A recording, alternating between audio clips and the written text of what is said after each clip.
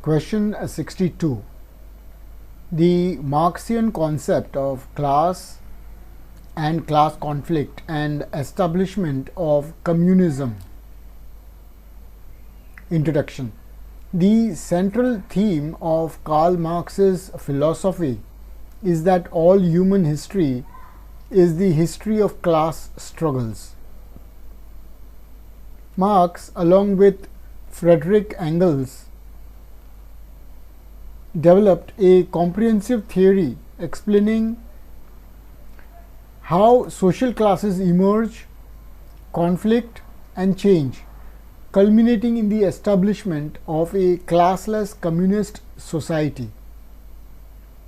Marx viewed society through a materialistic lens. He believed that the economic structure, that is, the relations of production, determines the social, political, and ideological superstructures. Thus, the concept of class and class conflict lies at the heart of his historical materialism, explaining how capitalism, like earlier systems, would ultimately be overthrown by its own contradictions and replaced by communism, the final stage of human development. Meaning of class in Marxian theory. In Marx's analysis, a class is not defined by wealth or status alone, but by its relationship to the means of production, that is, who owns and who works. He wrote in the Communist Manifesto, "The history of all hereto existing society is the history of class struggles." Thus, according to Marx, a class is a group of people who share the same position in the production process, either as owners or non-owners of productive property.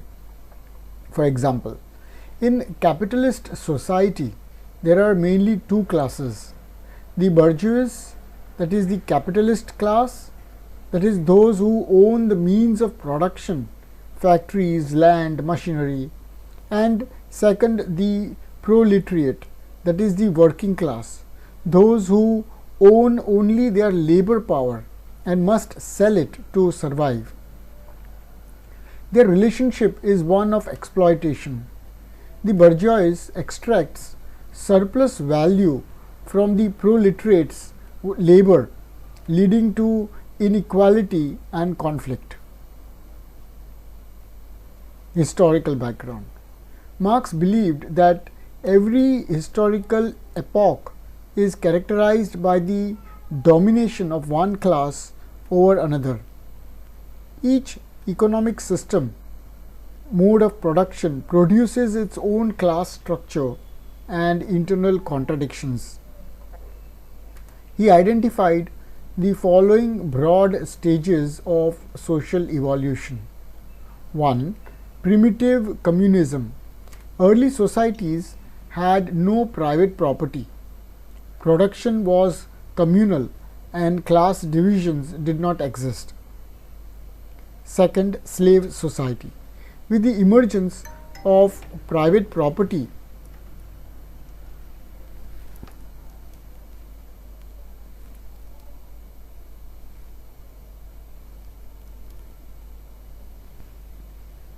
societies divided into masters and slaves. Slavery was the first major class system. Third, feudalism. Feudal societies were divided into lords, that is the landowners, and serfs, that is the peasants. The serfs worked the land for the lords. Fourth, capitalism. Feudalism gave way to capitalism, where society split into two antagonistic classes: the bourgeois, that is the owners, and proletariat, that is the workers.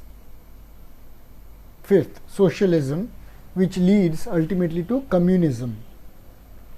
Marx predicted that class conflict under capitalism would lead to a proletarian revolution, ushering in socialism and eventually communism. A classless, stateless, and egalitarian society. Thus, class formation and class struggle are the motors of historical progress. Third, basis of class division. Economic relations. According to Marx, economic structure determines class structure. The key factors are ownership of the means of production, that is, who controls productive resources. Second, control over surplus value, who benefits from the fruits of labor. And third, relation to labor, who performs productive work and who appropriates it. Hence, class is an economic category, not merely a social one. In capitalism, the ownership of capital defines the bourgeoisie, while dependence on wage labor defines the proletariat. Fourth, concept of class conflict. Class conflict or class struggle is the driving force of history. Marx viewed it as the dynamic interaction between the ruling and the oppressed classes, a conflict of interest rooted in their opposing roles in the production process. He wrote, "The history of all societies is the history of struggles between oppressor and oppressed. In every epoch, one class controls the means of production and political power, while another class performs the productive labor. The ruling class uses ideology, law, and institutions to maintain its dominance. However, as economic contradictions grow, the oppressed class becomes conscious of its exploitation, leading to revolutionary change. For example, under capitalism, the bourgeoisie exploits the proletariat by extracting surplus value, that is, the profit from their labor. The workers, realizing this exploitation, develop class consciousness and organize for revolution. Fifth, stages of class conflict. According to Marx, class conflict passes through several stages. First, class in itself. At first, workers share the same economic condition but are unaware of their collective interests. Second, class for itself. Gradually, workers develop class consciousness and awareness of their common operation and begin to organize politically, that is, example, labor unions. Third is revolution. Once class consciousness reaches maturity, the proletariat rises in revolutionary struggle to overthrow the capitalist system and establish socialist control over the means of production. Sixth, mechanism of class exploitation. Marx explained that under capitalism, the value of labor is less than the value of the goods produced by labor. The difference, called surplus value, is appropriated by the capitalist as profit. Thus, exploitation is systemic, built into the wage system itself. This economic exploitation generates social inequality and class antagonism, leading eventually to revolution. Example, if a worker produces goods worth 1000 in a day but receives only 400 rupees in wages, the capitalist appropriates 600 rupees as surplus value. This gap represents exploitation. Seventh, the role of the state in class domination. Marx saw the state as a tool of class domination. He wrote in the Communist Manifesto, "The executive of the modern state is but a committee for managing the common affairs of the bourgeoisie." Thus, the state, law, religion, and education are all ideological instruments that preserve the interests of the ruling class by maintaining the illusion of fairness and order. In a capitalist system, therefore, the state is not neutral but serves the capitalist class. Eighth, the revolutionary process and the transition to communism. According to Marx, capitalism contains the seeds of its own destruction. The process leading to communism unfolds in distinct stages. First, intensification of contradictions. As capitalism develops, the rich become richer and the poor become poorer. Law of accumulation. The gap between the bourgeoisie and the proletariat widens. Second, class consciousness. The working class realizes its exploitation and unites under the banner of socialism. Third, proletarian revolution. A violent overthrow of the capitalist state occurs, led by the proletariat. Fourth, dictatorship of the proletariat. In the transitional phase of socialism, the working class seizes control of the state to suppress the remnants of capitalism and establish public ownership of the means of production. Fifth, establishment of communism. Eventually, when all class distinctions disappear and production is guided by common ownership and cooperation, the state itself withers away, giving rise to a classless, stateless, and free society. Ninth, features of a communist society. According to Marx, in the final stage of human development, communism, 1. Classless society. There will be no private ownership of means of production, hence no exploitation or division into rich and poor. Second, common ownership. Resources and production will be collectively owned and democratically managed for social welfare. Third, abolition of alienation. Labor will no longer be a means of survival, but an expression of creativity and self-realization. Fourth, end of state and coercion. With the disappearance of class antagonisms, the state will wither away, coercive authority will become unnecessary. Fifth, equality and freedom. Economic equality will ensure real freedom, not the formal equality of capitalism, but substantive equality in living conditions. Sixth, principle of distribution. Each person will contribute according to ability and receive according to need, from each according to his ability to each according to his need. Thus, communism represents the culmination of human history, where exploitation and oppression give way to cooperation and fraternity. 10th, criticism of the Marxian theory. 1. Economic determinism. Critics argue that Marx overemphasized economic factors and neglected moral, cultural, and psychological dimensions of human behavior. Second, failure of prediction. Marx's prediction of a proletarian revolution in industrial Europe did not occur. Instead, revolutions happened in agrarian societies like Russia and China. Third, rise of bureaucratic states. The so-called communist regimes often became dictatorial rather than classless, contradicting Marx's vision. Fourth, neglect of middle class. Modern capitalism has created a large middle class, blurring the sharp two-class division Marx envisioned. Fifth, idealism of communism. The assumption that a completely classless and stateless society can exist is seen by many as utopian.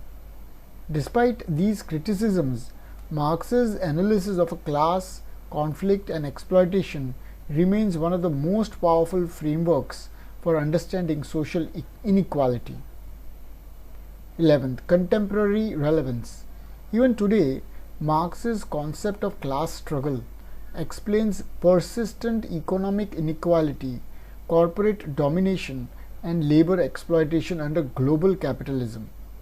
Movements for workers' rights, social justice, and redistribution of wealth continue to draw inspiration from Marxian ideas.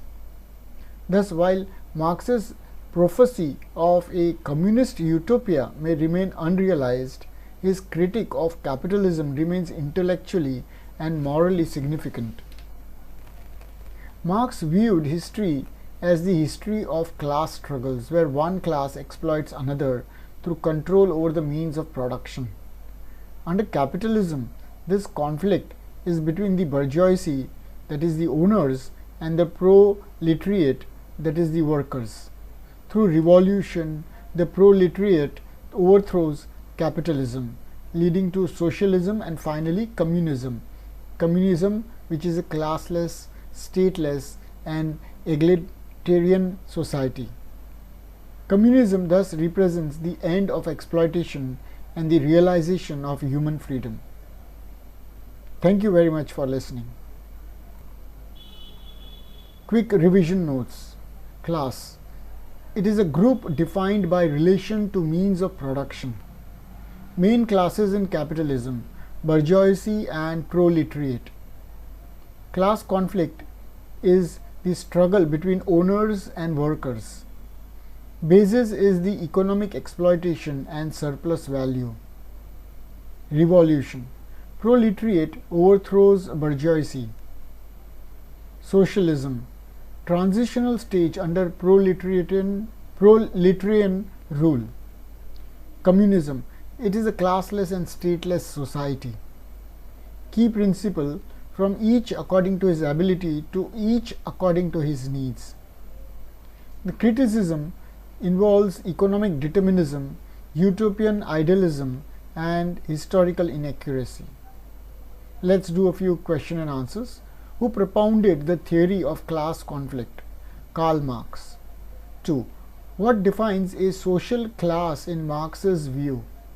It is the relationship to the means of production. 3rd. Which are the two main classes in capitalism? It is the bourgeoisie and proletariat. 4th. What is surplus value? It is the profit appropriated by capitalists from workers' labor. 5th. What drives historical change according to Marx?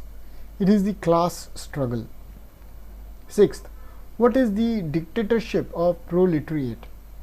It is the transitional phase of socialist control after revolution. 7th. What is the ultimate goal of Marxism? It is the establishment of a classless, stateless communist society. 8th. What will happen to the state under communism? It will wither away. What is the principle of communist distribution? From each according to ability to each according to need. 10th. What is the final aim of Marxian revolution? It is the human emancipation and equality. The Marxian concept of class and class conflict reveals history as a drama of power and production, the perpetual struggle between those who own and those who work. Through this dialectic, Marx envisioned the birth of communism, a society without exploitation or domination. His dream, though idealistic, remains a moral and intellectual challenge, reminding humanity that true freedom is impossible without equality, and that the progress of civilization lies not in wealth but in the liberation of human labor and dignity. Thank you very much for your time and listening.